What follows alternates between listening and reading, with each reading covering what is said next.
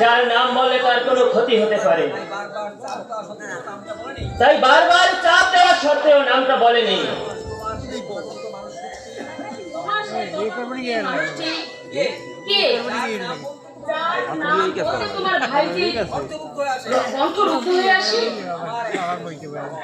আমার একজনকে সন্দেহ হয়, তোমার বিয়েতে সে কিন্তু সোনার সঙ্গে ঘনিষ্ঠ হয়েছে, সম্ভবত বিয়ের প্রতিশ্রুতিও দিয়ে থাকবে, সম্ভবত সেই ভুলের ফাঁদে জড়িয়ে পড়েছে। কার কথা বলছো তুমি? কেন রমেন ডাক্তার। রমেন ডাক্তার? অসম্ভব। কিন্তু আমি যে ওদের খুবই ঘনিষ্ঠ ভাবে দেখেছি। দেখতে পারো, তাই বলে রমেন ডাক্তার চেষ্টা পেলেই তোমার জল খাবে? কি আছে তোমার ভাইজির মধ্যে? রূপ, গুণ, স্মার্ট, নাথিং, কিছুই নেই। তোমার সঙ্গে আমি তর্ক করতে চাই না। তর্ক করবে কি? তোমার নিজের মধ্যে দুর্বলতা আছে, তাই তর্ক করতে চাইছো না।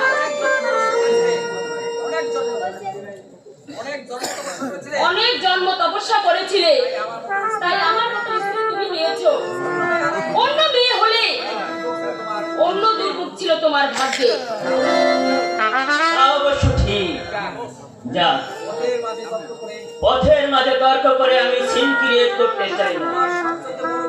তোমার সব চাইতে বড় গুণ আমার যে কোনো বন্ধুর কণ্ঠলগ্ন হয়ে হেই হেই করে নাচতে তোমার রুচিতে একটুও পাবে না। কি বলতে চাও তুমি? চুপ করে থাকলে চলবে না, আমাকে এই কথার অর্থ বুঝিয়ে দিতে হবে। ছোট লোকের মতন ইতর ইঙ্গিত করে আমি তা সহ্য করব না। বলো। বাহ বাহ বাহ বাহ বাহ, আমি সেই কখন থেকে টিকিট কেটে বসে আছি, আর তোদের কোনো পাত্তেই নেই। চল চল চল, তাড়াতাড়ি চল, সিনেমার শো শুরু হয়ে যাবে। আমি যাবো না। যাবে না মানে? তুই ওকে নিয়ে চলে যা। যাবে না কেন? আরে আমার কাজ আছে। তাছাড়া আমি তো আগেই ওকে বলেছিলাম ইংরেজি ছবি আমি দেখবো না, আমার ভালো লাগে না। তোমরা যাও, আমার কোনো আপত্তি নেই। আর স্বপন, যাবার সময় ওকে বাড়িতে পৌঁছে দিয়ে যাস, কেমন?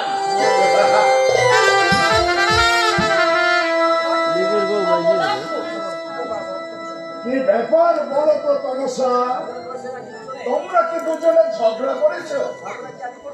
ঝগড়া কি আমি করছি? কথায় কথায় ওর ভাইজির কথা উঠলো।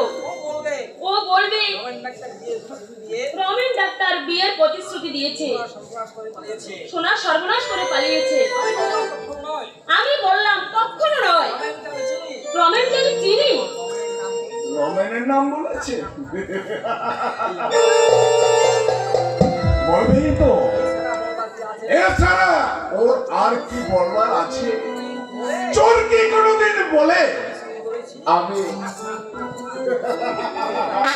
চুরি করেছি? তার মানে দোহাই তোমার, তুমি আমার কাছে মানে জিজ্ঞাসা করে আমাকে তুমি বিপদে দেবো না। হাজার হোক নিরঞ্জন আমার বন্ধু, বন্ধুর সংসারে আমি ভাঙ্গন ধরাতে চাই না। লক্ষ্মীটি, তুমি আমাকে ক্ষমা করো। তুমি আমাকে মনে মনে ভালোবাসো, তাই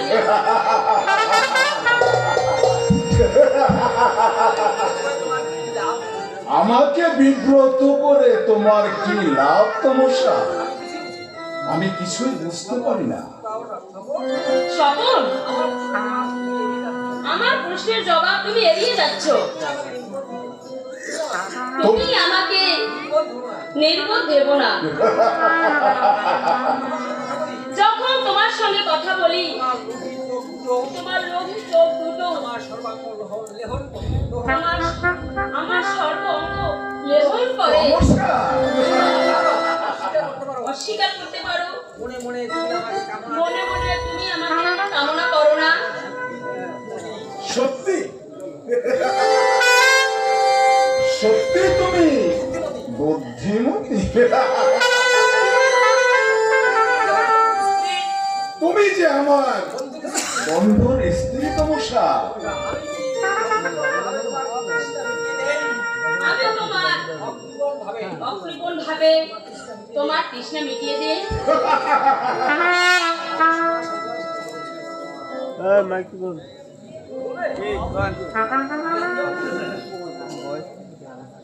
সোনার সর্বনাশ কে করেছে তুমি জানো তমসা? স্বপন, হ্যাঁ, আমি তোমাকে ছুঁয়ে বলছি তমসা, সোনার সর্বনাশ নিরঞ্জন করেছে।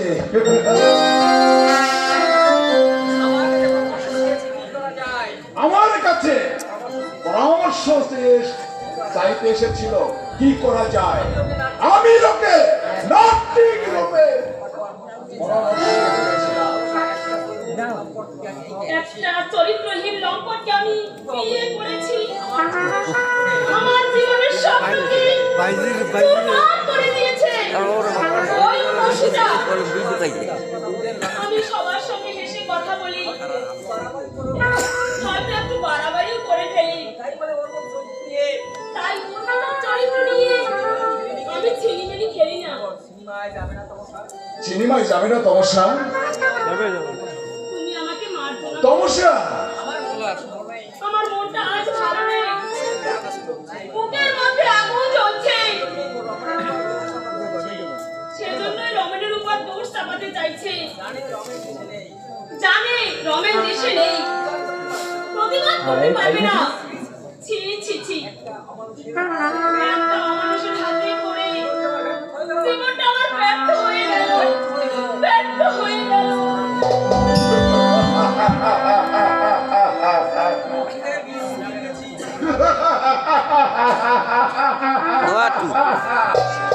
সন্দেহের বীজ আমি একটু একটু করে এবার নিরঞ্জনের মনেও কিছুটা সন্দেহের বীজ আমি ঢুকিয়ে দিয়েছি।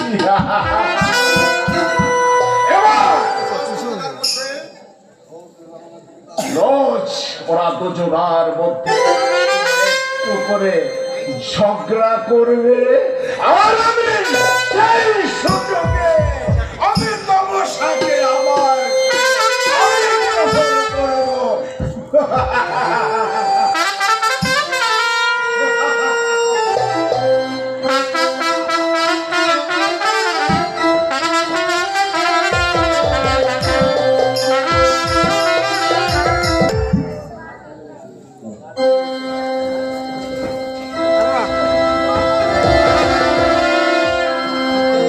কি হলো দাদু? পড়ে গেলেন কেন? ইস, এই অন্ধকারে বুড়ো মানুষ এত বড় কাঠের বোঝা বয়ে এসেছেন। কোথায় কোথায় লেগেছে? কোথায় লেগেছে দাদু?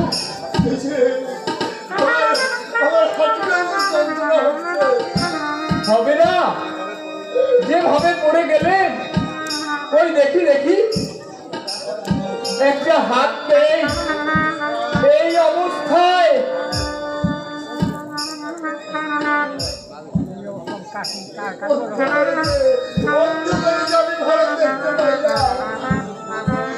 আগে যদি বলতো কাঠ নিয়ে যেতে হবে, বেড়া থাকতেই আমি বেরতাম। বললেই সন্দেহ। আপনার বাড়িতে আর কেউ নেই দাদু? আপনি এসেছেন কাঠ নিতে? থাকবে না কেন? আমার অফিসার ভাই আছে, তার পূজনীয় শ্বশুর আছে। অফিসার ভাই আপনাকে দিয়ে কুলির কাজ করাচ্ছে? সে কি মানুষ?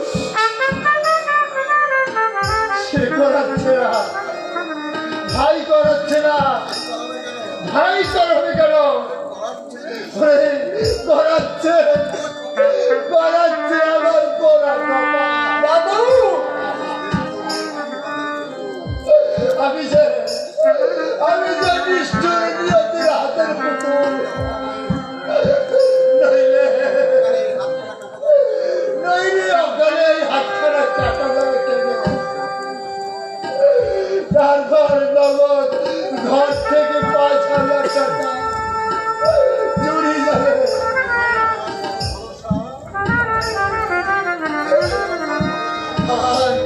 আমি চলে যাই, যে ভাই আমার বড় ভরসা। নিজের কোনো ছেলে মেয়ে নেই আপনার? ছেলে নেই বাবা, একটা মেয়ে ছিল, কিন্তু বছর খানেক আগে কোথায় যে হারিয়ে গেল, খুঁজে আর পেলাম না। বাচ্চা মেয়ে? ওরে না না, বাচ্চা মেয়ে নয়, বিবাহযোগ্য মেয়ে।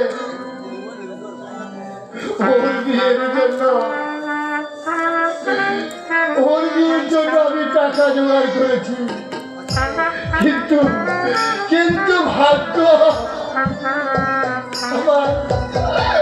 আমার নিজের লোকে দাদু টাকা চুরি করলো।